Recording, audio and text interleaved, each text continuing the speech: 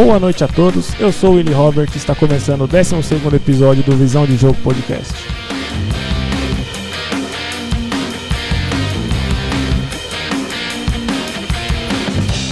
Hoje nós falaremos da virada absurda do Palmeiras no Choque Rei na semana passada, a questão polêmica da arbitragem, um assunto delicado que eu quero estar trazendo aqui sobre os ingressos no Allianz Parque, a precificação que o Palmeiras coloca nos ingressos dos jogos do Palmeiras e também, claro, a partida contra o Juventude ontem, sábado à noite, 4-1 para o Palmeiras.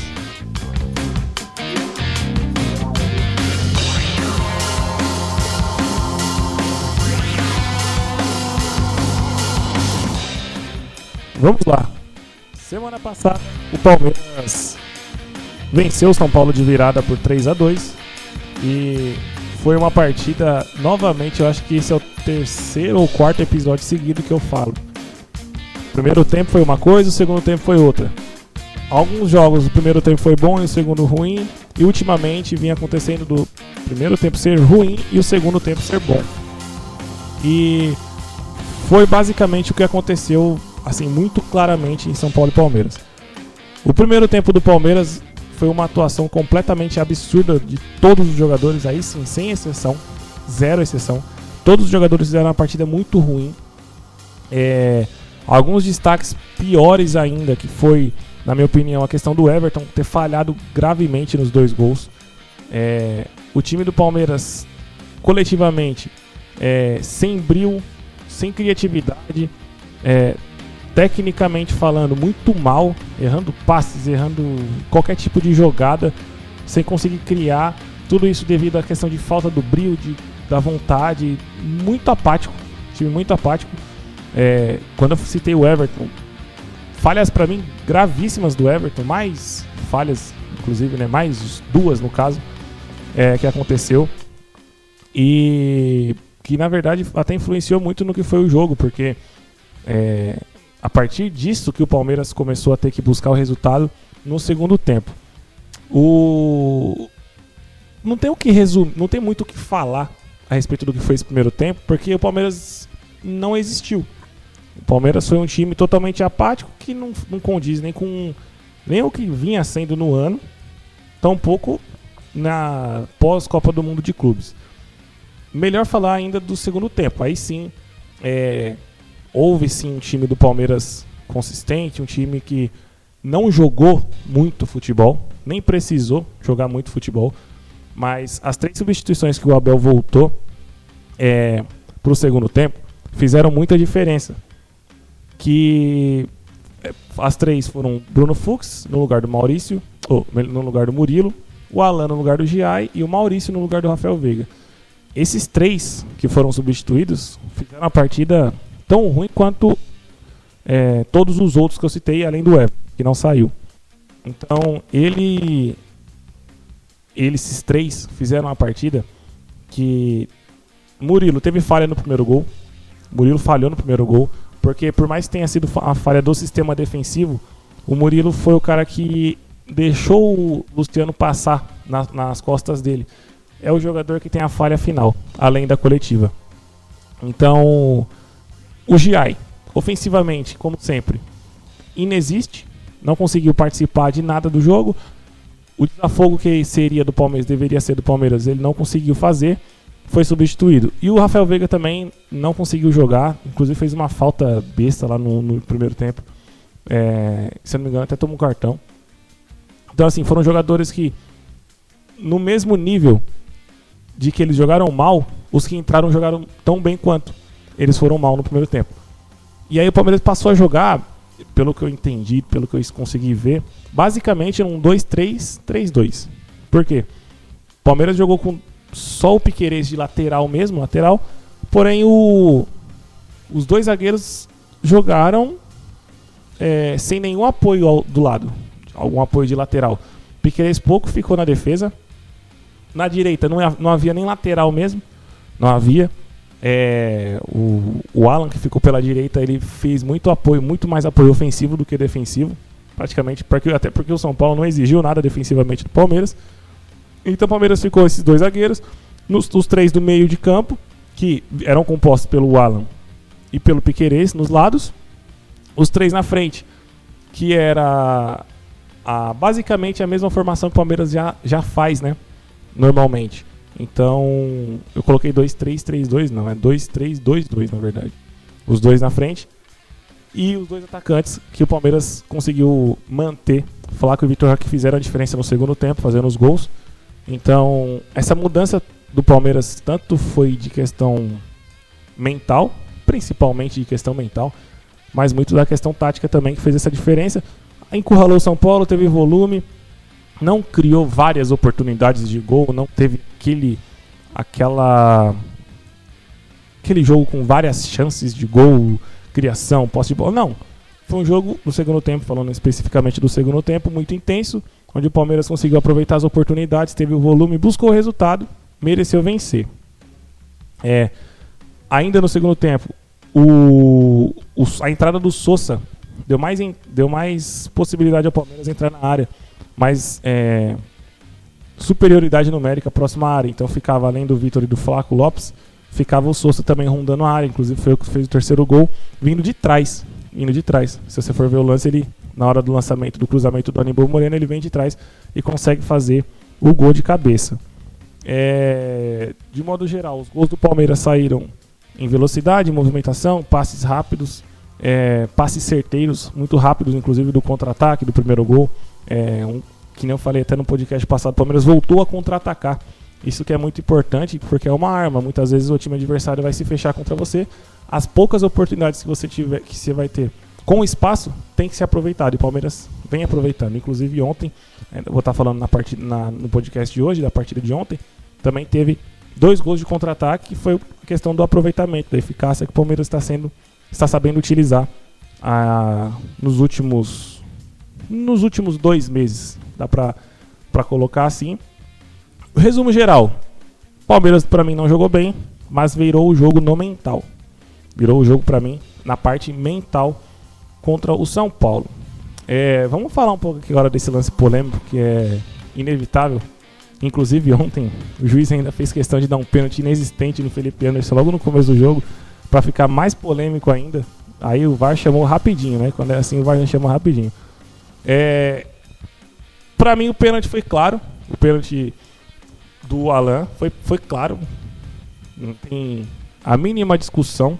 Embora tenha a questão de não ter sido por querer, porque ele escorregou, mas o sem querer é falta e todo mundo sabe disso. O juiz então nem se fala, é pra saber mais ainda. Porém ele não deu, reafirmou, porque foi sem querer. Pelo áudio do VAR você consegue ver que o VAR não foi chamado justamente pelo fato dele ter entendido o lance daquela maneira. Ele viu e entendeu aquilo, o VAR não podia fazer outra coisa. A polêmica ficou em volta disso muito porque o Flamengo fez postagem, São Paulo fez postagem, começou a fazer toda aquela polêmica que quem viveu essa semana sabe do que eu estou falando. Teve um outro lance também, que foi do Andrés Pereira. Lance de jogo também, não teve maldade alguma. Tirando o clubismo de lado, tanto do de palmeirense quanto de quem não é palmeirense, quem joga futebol sabe, aquele lance é apenas para cartão amarelo. Não teve a intensidade de um vermelho, não teve a maldade, foi um lance de jogo que ele perdeu a passada, a bola, melhor, passou da bola e acertou o jogador. Lance de jogo, amarelo. No gol do São Paulo, do segundo gol do São Paulo, disseram, também muitos palmeirenses que acabam entrando nessa guerra de narrativas e esquece, de modo geral, do que é o mais importante, que deveria ser o mais importante, mas aí, como se sabe, numa guerra, a primeira coisa que morre é a verdade, né? Então, se é uma guerra de fato política ou se é uma guerra de narrativas dentro do futebol, que é uma coisa que pouco importa, a estratégia é a mesma. E muitos palmeirenses acabam entrando no fato na verdade não, né? Nessa questão de falar, o Vitor Roque sofreu falta no segundo gol do São Paulo. Não sofreu falta, não foi absolutamente nada aquele lance. Nada. Então assim, não tem como você colocar em questão esse lance como se o árbitro errou para os dois lados. Desculpa, aquilo não foi falta, o árbitro acertou no Andrés e o pênalti ele errou. O lance que ele errou foi no pênalti. Foi basicamente isso. De modo geral, no jogo ele apitou bem, não ficou dando faltinha, não ficou dando cartão para compensar um lado ou outro, não fez, ainda mais depois do pênalti, ele não ficou compensando nada, o que poderia ser prejudicial pro próprio Palmeiras, ele não fez. Então, assim, ele apitou com um erro gravíssimo, que não pode cometer, porém, foi um erro.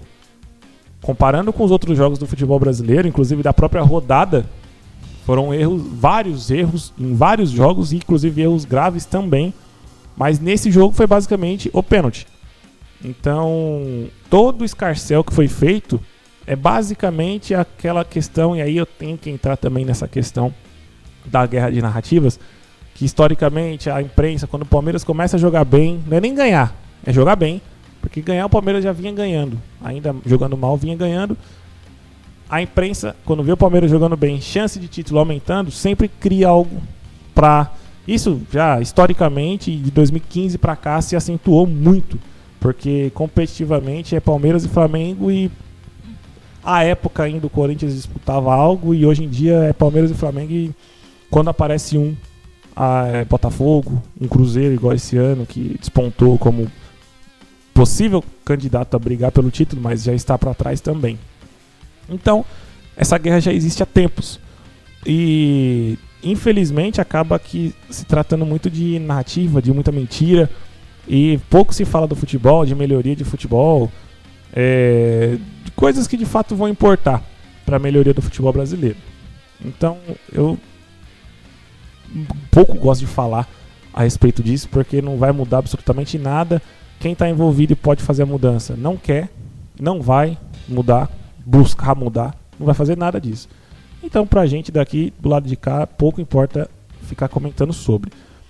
O Abel disse que não achou pênalti, inclusive na coletiva do jogo de ontem ele não falou absolutamente nada, pelo menos eu não vi ele falando nada sobre a opinião dele sobre esse pênalti. Então ele continuou com a afirmação que achou que não foi pênalti pela visão que ele tinha. A minha tese que eu tenho a respeito dessa fala dele é que ele faz isso mais para jogar o jogo dos bastidores, aí seguindo as diretrizes que provavelmente a Leila, o Barros, eles sentam e conversam ali naquelas reuniões aí internas que eles têm, que eles não vão falar só de futebol, falam também dessas questões, que infelizmente no Brasil é necessário e é assim. Eu acho que ele fala isso mais para alimentar, para jogar esse jogo dos bastidores do que propriamente para falar uma opinião dele. Até porque, como ele já falou, diz ele que é um personagem. Nem sempre o que ele fala nas coletivas é verdade. As pessoas simplesmente ignoram o fato dele ter repetido isso, pelo menos esse ano, 3 vezes, que eu me lembro. Só nesse ano. Então, assim, as pessoas ignoram. Colocam as frases dele como se fosse 100% verdade, 100% do que ele pensa, do que ele imagina, do que ele acha de futebol. A partir do momento que ele fala reiteradas vezes que nem tudo que ele fala na coletiva é o que ele pensa, o que mais você vai falar? Você vai debater o que ele fala? Porque ele pode estar falando a verdade, como pode estar falando a mentira. Tem casos e casos. Quando ele está falando de futebol, especificamente de um jogador, ou taticamente de jogo, quando há alguma pergunta significativa que faça ele ter vontade de responder, aí beleza, é positivo. Ele está falando sobre a opinião dele, provavelmente. Mas ele já deixou claro também que não vai falar, não fala e não quer falar sobre o time do Palmeiras, como o Palmeiras joga. Ele já falou várias e várias vezes, respondendo os jornalistas que lá estão, dizendo: vocês que entendem de futebol, estudam futebol, acompanham, vocês tracem as suas próprias análises sobre o meu time. Ele já falou isso várias vezes. Então, pouquíssimas vezes ele vai estar falando algo que de fato seja a opinião dele ou seja de fato relevante para discutir. Mas infelizmente as pessoas fecham os olhos, não só os olhos, tampam os ouvidos, finge que ele não falou isso e segue no debate pobre a respeito do que o Abel diz e não diz. Como eu falei, que eu não entro nessas polêmicas baratas, justamente pelo fato de que nenhum clube tão pouco grande, menos ainda um clube pequeno, entra nessa briga de querer mudar o futebol brasileiro. E essa semana que passou foi a prova mais clara disso. Ficaram só na guerra de narrativas, um jogando a culpa pro outro, um jogando a falcatrua pro lado oposto, enquanto eu só vi, pelo menos, o Rica Perrone dizendo, e vários vídeos, talvez ele tenha feito a semana inteira vídeo a respeito disso, dizendo: clubes do futebol brasileiro não querem mudar. Eu estou conversando com o diretor de um time, diretor de outro time, eles continuam nessa guerra e não estão mudando. Era a chance deles estarem mudando. Explicou por A mais B o que deveria ser feito, eu concordo 100% com o que ele falou. E nada mudou. Passou uma semana, não foi uma rodada completa, foi só o jogo do Palmeiras, não se fala mais disso e vai morrer aí. Vai passar uma semana, duas, vai acontecer de novo ou a favor ou contra o Palmeiras. Portanto, o que eu enxergo, o futebol brasileiro ele vai desfalecendo-se aos poucos. Todos sabem que há coisa errada por trás das cortinas.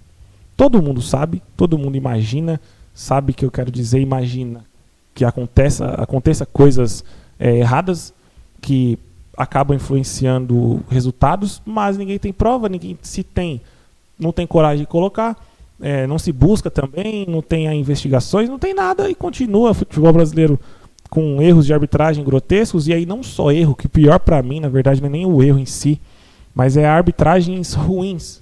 E aí se de maneira honesta, a ruindade é honesta ou desonesta, aí é onde cabe as investigações. Mas esse negócio de um jogo o juiz tal apita de um jeito, outro jogo outro juiz apita de outro jeito, outro jogo esse mesmo juiz que apitou de um jeito apita de outro jeito, isso que mais me irrita, isso que mais entristece e que mais inclusive tira valor de mercado do próprio futebol brasileiro. Quem é de fora e assiste um jogo do futebol brasileiro, vê jogo parado, vê jogo faltoso, sem necessidade. Pouquíssimas vezes você vê um jogo corrido, um jogo movimentado, um jogo onde os caras estão podendo chegar forte, que o juiz não vai ficar dando falta besta. Raramente você vê. E quando eu falei de Palmeiras e River Plate, que o Palmeiras teve a sorte do juiz deixar do jogo correr, ainda que errou muitas vezes, foi bom pro Palmeiras justamente por isso. Quem vê de fora, que não torce para nenhum time nem outro, vai gostar de ver. Vai gostar, que gosta de futebol, acaba gostando de ver porque é um jogo mais movimentado, um jogo mais aberto. Os jogadores estão chegando fortes, está chegando atrasado ou não. Aí vai depender da intensidade. O juiz não está dando falta. Então, assim, é um jogo que você consegue assistir. Não só torcer. Torcer por torcer, pro seu time, você assiste qualquer jogo. Mas assistir, acompanhar e ter prazer em ver o jogo de um time ou de outro, que não seja o seu, depende muito disso. E essa arbitragem vai matando o futebol brasileiro. E aí, na minha opinião, não tem prova alguma, mas é tudo orquestrado. Não sei quem é que ganha dinheiro com isso, porque pra mim não faz o mínimo sentido. Mas, pelos próprios vídeos do Rica, que tem informantes e não solta porque questões de prova também, claro, ele já fala por A mais B, ainda que não explicitamente, mas para bom entendedor meia palavra basta, como já diz o ditado. Você sabe que tem coisas internas, até esse negócio de falar que um clube tal tem poder de bastidor. O que é o poder de bastidor? É você ter influência na CBF. O que isso quer dizer? Se o Palmeiras tem, se o Flamengo tem ou não tem, pouco importa. A questão do fato é o seguinte: o que isso deveria influenciar, ou o que isso influencia? E ninguém fala. As pessoas só falam de o poder de bastidor. O São Paulo não tem poder de bastidor, o Palmeiras tem. Mas o que é isso? É comprar? É juiz? É comprar dirigente? É falar pro presidente da CBF, você vai apitar pro meu time? Ninguém sabe. Só ficam jogando no ar.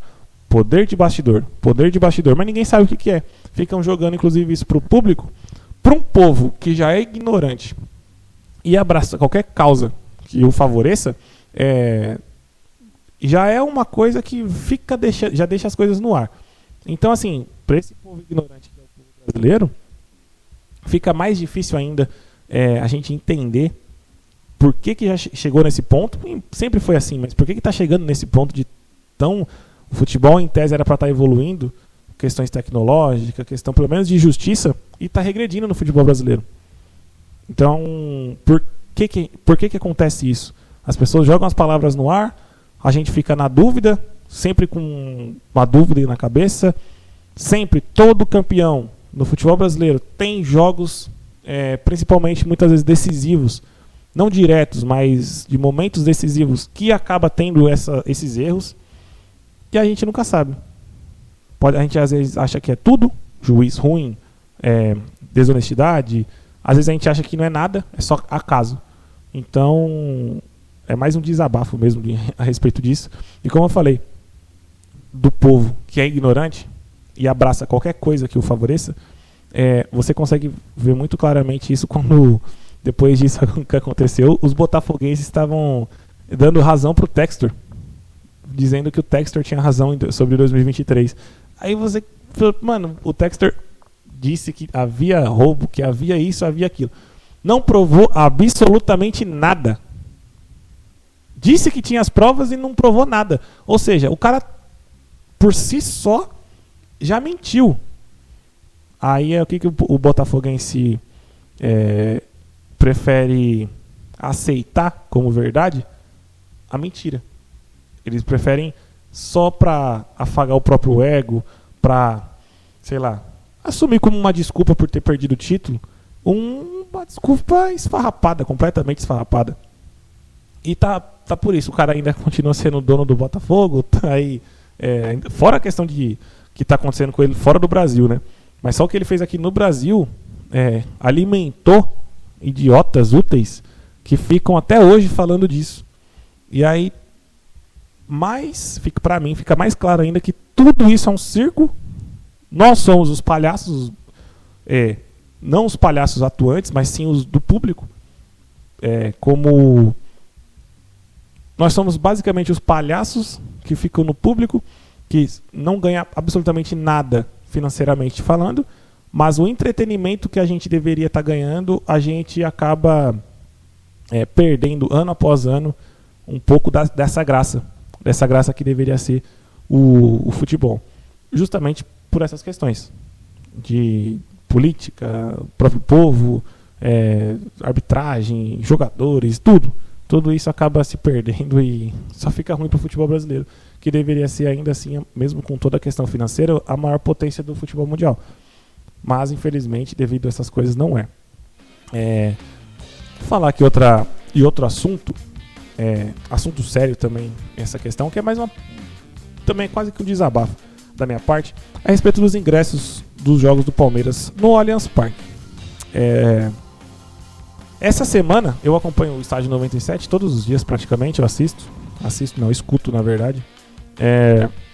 E essa semana toda o Seu Bento do Estádio 97, ele ficou divulgando, né?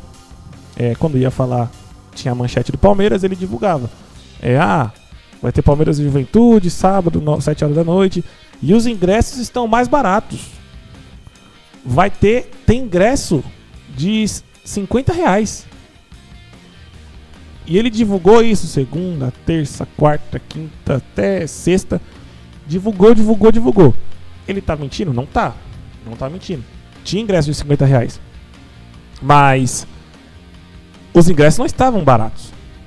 Falar que os ingressos do jogo contra o Juventude estavam baratos é mentira. E a maneira que ele propagou essa, pra mim, desinformação, e não é por maldade dele, não acredito que seja, não acredito que ele tenha sido comprado pela Leila, isso não.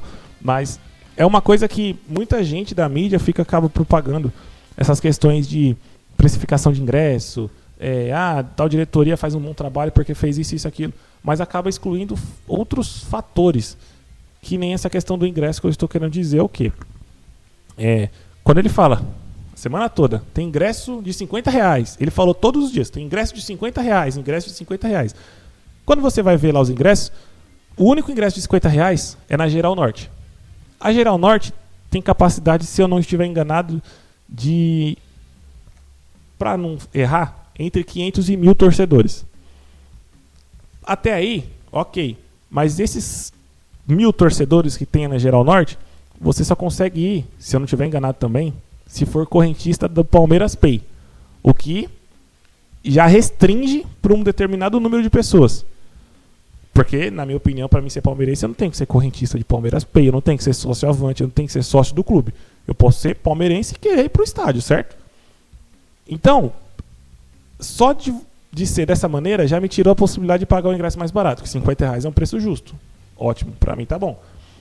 E eu entendo que, de modo geral, para um estádio, para localização, para o momento do Palmeiras, o ingresso mais barato ser R$50, tá ok. Não é de todo errado. Só que tem outra questão. O resto do estádio, o ingresso mais barato, que era no Gol Norte, era R$120. E o mais caro, 200. Aí tem um outro porém, que é onde eu entro aqui. Até a mudança da regra da meia entrada no Allianz Parque, aí eu vou estar entrando numa polêmica aqui que eu não sei nem se eu posso estar falando isso. De modo geral, todo mundo fazia. Todo mundo que não era sócio comprava ingresso de meia entrada. Todo mundo fazia isso. Comprava a meia entrada, então se o ingresso estava 150, a pessoa estava pagando 75. Preço justo. 200 estava pagando 100. Dependendo do setor, preço justo. Agora não. Com essa mudança da meia entrada, que você tem de fato ser estudante, e não está errado, de modo geral não está errado. Isso não está errado. Era uma brecha que o povo brasileiro encontrava. Isso em todos os estádios, não é só no Allianz Parque não. É todos os estádios. Inclusive eu fiquei sabendo disso a partir de um São Paulino. Que eu acho que no Morumbi acontece a mesma coisa, inclusive. Com essa mudança, você não consegue mais pegar a meia entrada. Só que o preço dos ingressos não mudou. E obviamente a Leila sabia disso, todo mundo sabe disso. Não é segredo para ninguém. Então assim, o preço dos ingressos não mudou. Então o que era 120 e você podia pagar 60, agora é 120, você tem que pagar os 120. Aí tem um porém pior ainda, que é o quê? O cara que está pagando, ou melhor, o ingresso mais barato, além do Geral Norte, que é os 120 do Gol Norte, em 30 minutos, eu acho que até menos, se esgota para toda e qualquer partida do Palmeiras. O Gol Norte sempre esgota. Porque é onde fica as organizadas, onde fica o setor mais barato, o Avante Ouro, que é o Avante que mais tem adesão, inclusive. É o preço, tanto o preço quanto o rating é mais fácil de você ficar num nível alto e o preço é mais acessível. É onde se mais lota. Então, Gol Norte e Superior Norte é os lugares que lotam. Então, você não consegue pegar o ingresso de R$120, que é no Gol Norte, Superior Norte. Superior Sul estava 120 também, se eu não estiver enganado. Aí depois os mais baratos é o quê? Superior Leste e Oeste, se eu não me engano, R$150. Eu estava pensando em ir nesse jogo, só que quando eu fui olhar, quando abriu a venda geral, já tinha esgotado Gol Norte, Superior Leste, Superior Oeste e Superior Sul. Tinha sobrado pouquíssimas cadeiras do Gol Sul. E o Gol Sul, se eu não estiver enganado também, estava 160 ou R$170. E o Central Leste e Central Oeste, 180 e 200. Nessa faixa. Aí como que você, que não é sócio do clube, consegue ir? Porque assim, a regra do sócio torcedor do Avante no Allianz Parque é positiva para o Palmeiras, está sendo rentável. Muito provavelmente porque está continuando da mesma maneira. Mas para quem não é sócio e tinha, ou tem ainda, ou teria, né, condições de ir em 4, 5 jogos por ano, que é mais ou menos a média de que eu sempre vou no Allianz Parque. Ia até essa mudança. 4, 5 jogos por ano, era possível ir. Você pagar aí 75 até R$100 no ingresso. Ótimo. Ainda que também tivesse essa dificuldade de não poder ser em todos os jogos, ou melhor, em qualquer jogo que eu quiser, porque é natural que para um estádio de 43 mil pessoas, que em média pode-se ir no máximo 41, 42, por causa da divisória da torcida adversária, você não consegue ir nos jogos grandes, porque o rating dos torcedores que tem sócio vai ter a prioridade. Até aí, beleza. Só que a média do Palmeiras não é 43 mil ou 40 mil que seja. É 33, 35 mil. Sempre sobra esses 5, 7 mil ingressos. Ontem não sobrou.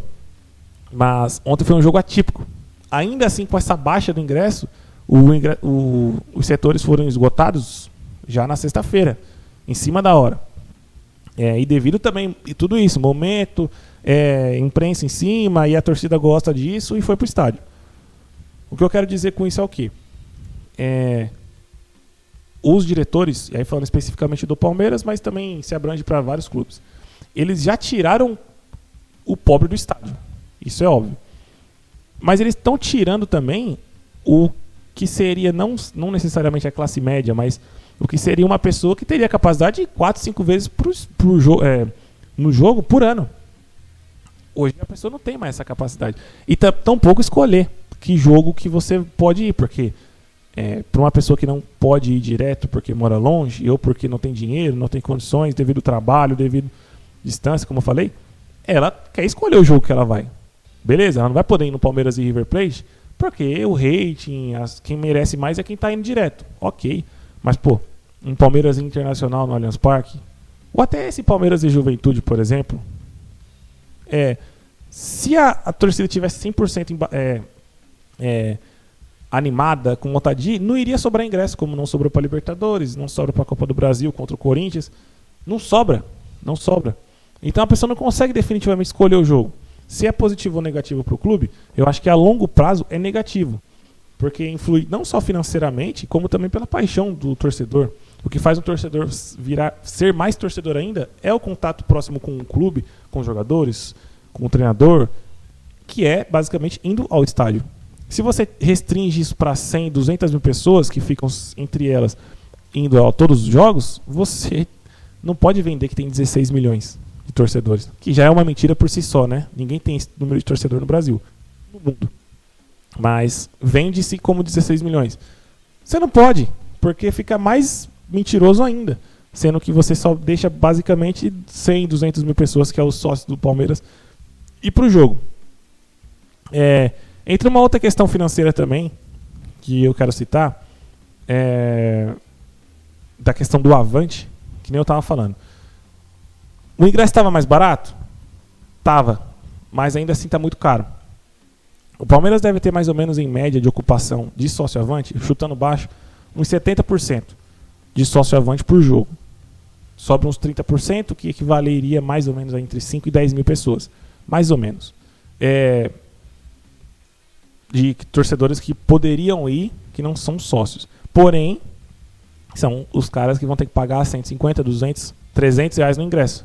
Quem que vai poder pagar isso? Isso falando uma pessoa só. Uma pessoa que tiver família, levar mulher, levar filho. Porra, aí já quase R$1.000 pra você ir assistir um jogo.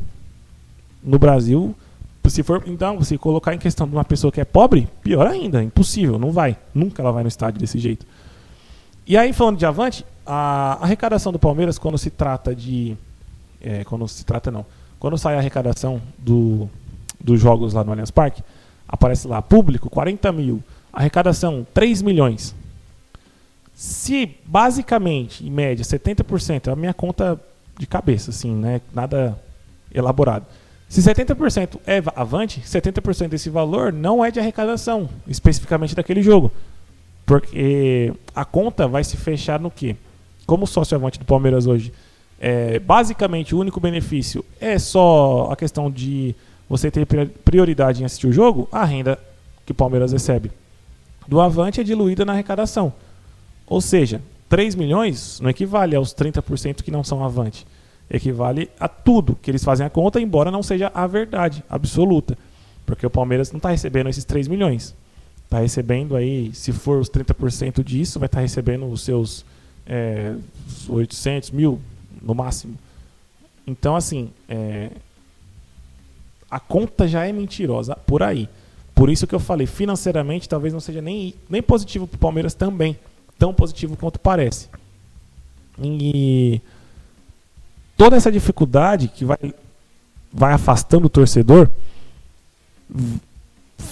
futuramente, como eu falei, não é positivo, tanto financeiramente quanto da paixão do torcedor, da ligação do torcedor com o clube.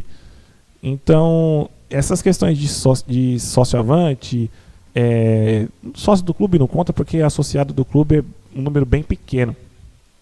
Mas essa questão do sócio Avante, para mim, dificulta muito, tanto ir para o jogo, quanto entender financeiramente como que o clube está ganhando dinheiro com isso. E, ainda assim, mesmo para quem é sócio, não é tão positivo assim. Porque eu já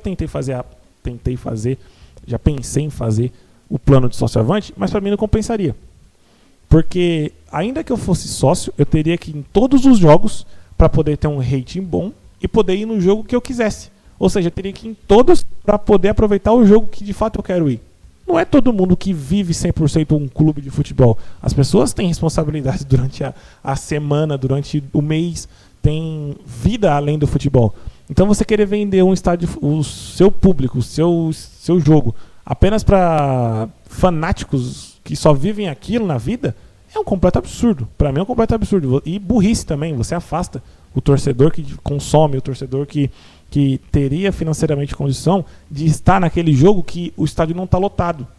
Porque aí, mesmo um avante fanático louco que vai todo jogo, tem jogo que o cara não pode ir e não quer ir. E aí você desmerece esse cara, tirando o rating dele. E dificulta para o cara que não é sócio, não tem muito dinheiro e não vai conseguir estar naquele assento. Ou seja, o estádio que poderia estar com 43 mil vai estar com 30, 32, 35, sempre sobrando lugar. Então tem que ter uma política diferente de ingressos no Palmeiras, tem que ter. Já passou da hora, inclusive, do estádio até aumentar a capacidade também. E eu não vejo nada próximo disso, nada de conversa, nada de algo ser colocado em discussão, pelo menos em discussão. Nada disso. Então, assim, fica muito difícil a gente pensar em algo que possa melhorar. É mais um desabafo, uma questão que eu sempre quis falar aqui. E essa semana foi a oportunidade com essas declarações do seu Bento no estádio 97. Vamos agora para Palmeiras e Juventude, a partida de ontem. O Palmeiras, devido a todas essas questões de convocação de jogadores, lesões e suspensões, que nem foi a do Vitor Roque, o Palmeiras viria essa semana para esse jogo com muitas mudanças. E a escalação do Abel, basicamente, não teve mudança nenhuma, assim, muito, que nem falaram de, vai colocar 3, 4, 5 moleques da base. Não, nem precisou. O Palmeiras está com o elenco, de fato, até mais coeso. O Abel mudou um pouco do esquema, mas, embora ele mudou, mas não mudou. Por quê? A escalação do Palmeiras foi a seguinte, foi o Everton, Giai, Murilo, Fux, Michael, Piquerez, Andrés Pereira, Maurício, Felipe Anderson, Veiga e Bruno Rodrigues. O esqueleto basicamente manteve-se o mesmo. A diferença brutal foi no quê? Na questão mental, da ideia que o Abel propôs para o jogo, de ter a posse, de ter o volume, pressionar o jogo inteiro com a bola no pé. Ou seja, essa ideia inicial do Palmeiras proporcionou e facilitou o Palmeiras jogar só com o Andrés Pereira de volante. Porque na minha cabeça, inicialmente, eu pensei que o Bruno Fux seria esse primeiro volante. E na verdade não foi. O Palmeiras jogou com 3 zagueiros. 3 zagueiros ali, em linha, fazendo a saída de jogo. Com o Giai e com o Piquerez, ajudando na saída e dando profundidade, mas ajudando na saída numa linha de 3 também com o Andrés Pereira. Ou seja, o jogo acontecia como? Os 3 zagueiros tinham bola, procuravam o Andrés Pereira entre linhas. Ele fazia a transição para passar ou pro lateral, ou pro meia, ou pro atacante. O jogo inteiro foi assim. Ou seja, por que eu coloco a ideia, a vontade, a gana do Palmeiras de vencer, de ter a bola, como ponto fundamental nessa partida? Por causa disso. O Palmeiras jogou com um volante só. Já pensou fazer isso contra o Flamengo? Ninguém pensou nisso. Mas o Abel manteve o esquema. Ou seja, de fato, agora está provado que ele acha esse esquema correto.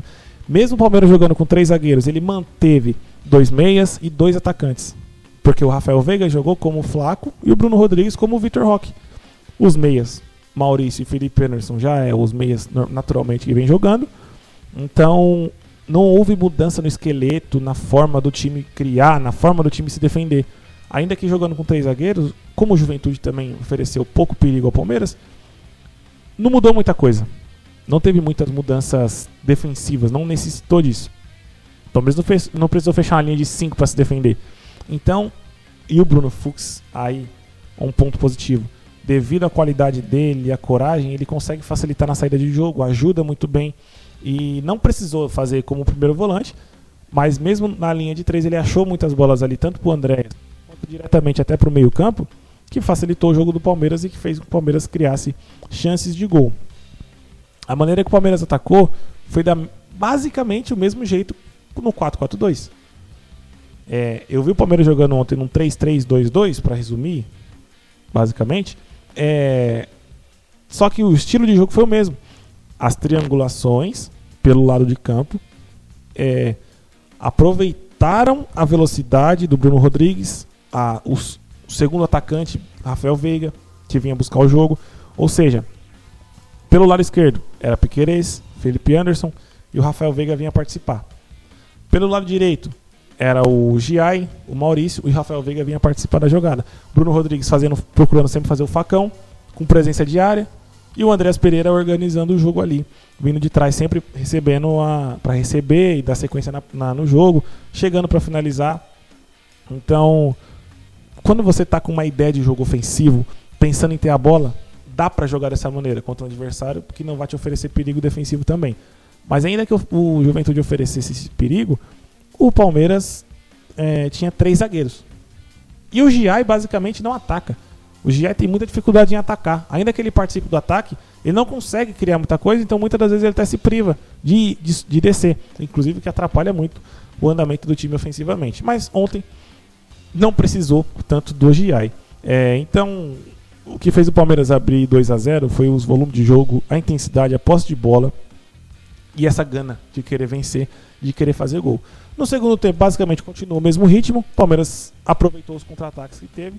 O Juventude oportunizou ao Palmeiras, ou melhor, deu a oportunidade do Palmeiras criar esses contra-ataques e o Palmeiras aproveitou. De modo geral, o resumo que eu analiso é o seguinte: o Abel manteve o esquema, mesmo com os 3 zagueiros, como eu falei, e o Palmeiras jogou um futebol ofensivo. O que vinha sendo cobrado do Abel há anos é o quê? Você pegar um adversário fraco, sendo um time grande ou não, mas um adversário fraco, você tem que ter a posse, e dentro de casa, ter a posse, ter o protagonismo do jogo, criar oportunidades de gol, coisa que o Palmeiras não criava, inclusive dificultava o Vitor Roque, dificultava atacantes meio-campistas do Palmeiras. Hoje o Palmeiras cria oportunidade, tem a bola, tem intensidade. Tá um time coeso, de acordo às características do elenco. Agora sim, talvez se ele tivesse feito isso na época com o Estevão pudesse ser mais decisivo, pudesse ser mais artilheiro, pudesse ter sido mais participativo ainda do que era. Não teria essa responsabilidade de toda a bola ser nele. Talvez o Abel tenha até tentado, mas de maneira muito errada. Agora tá dando certo. Então, nesse caso, só ele para responder. Porque a minha análise que eu fazia anteriormente era que ele não estava tentando mudar absolutamente nada. Hoje, se ele tentou, ele conseguiu mudar. O time joga bola, joga futebol ofensivo de acordo ao que os próprios jogadores oferecem a ele. E, na minha opinião, já oferecia com outros jogadores como o Richard Rios e o Estevão. Mas, muito boa vitória do Palmeiras, mais uma goleada. Não vou nem citar se ele falhou, se ele não falhou, porque já está muito corriqueiro, já está muito batido, a gente está em final de temporada e, sinceramente, pelo menos no ponto ele melhorou. Tá com mais coragem de sair jogando curto, não tá só dando bicudão. Então, pouca coisa, mas melhorou. Então, para mim, vou citar o ponto positivo. Próxima rodada do Palmeiras próxima rodada do Brasileirão, o Palmeiras enfrenta o Bragantino, quarta-feira às 19 horas. O Botafogo enfrenta o Flamengo na mesma quarta-feira às 19h30, ou seja, jogos praticamente sincronizados, mas no final do jogo, quando acabar o jogo do Palmeiras, o Botafogo e o Flamengo vão estar jogando ainda, vai dar para secar. E mais tarde ainda, 9h30, Atlético Mineiro e Cruzeiro. Tô citando o Cruzeiro ainda justamente pelo fato que eu acho que o Cruzeiro ainda está na briga. Vai depender muito do Palmeiras agora. Como o Palmeiras está com 3 pontos na frente, se manter o futebol, se conseguir vencer, ou até empatar contra o Flamengo, ou já chegar contra o Flamengo com uma diferença maior de ponto ainda, que pode acontecer, é clássico, Botafogo e Flamengo, e o Palmeiras vencer o Bragantino, o Cruzeiro já até inclusive se recolhe nessa briga. Sem contar o jogo contra o Atlético, que o Cruzeiro vem batendo no Atlético, mesmo no estádio do Atlético, mas é clássico e tudo pode acontecer. Então, essa rodada, inclusive, tende a ser tão decisiva quanto a próxima, do próximo final de semana. Então, vamos ver o que acontece. Palmeiras tem que fazer a parte dele e ganhar do Bragantino para ir tranquilo no Maracanã. E aí, se o Flamengo conseguir a proeza de empatar ou perder, melhor ainda. Mas não dá para contar com o ovo lá na galinha. Tem que esperar fazer o nosso trabalho e ver o que o adversário faz ou deixa de fazer. Vai chegando ao fim mais um podcast. Muito obrigado às pessoas que se inscreveram, deram like, compartilharam.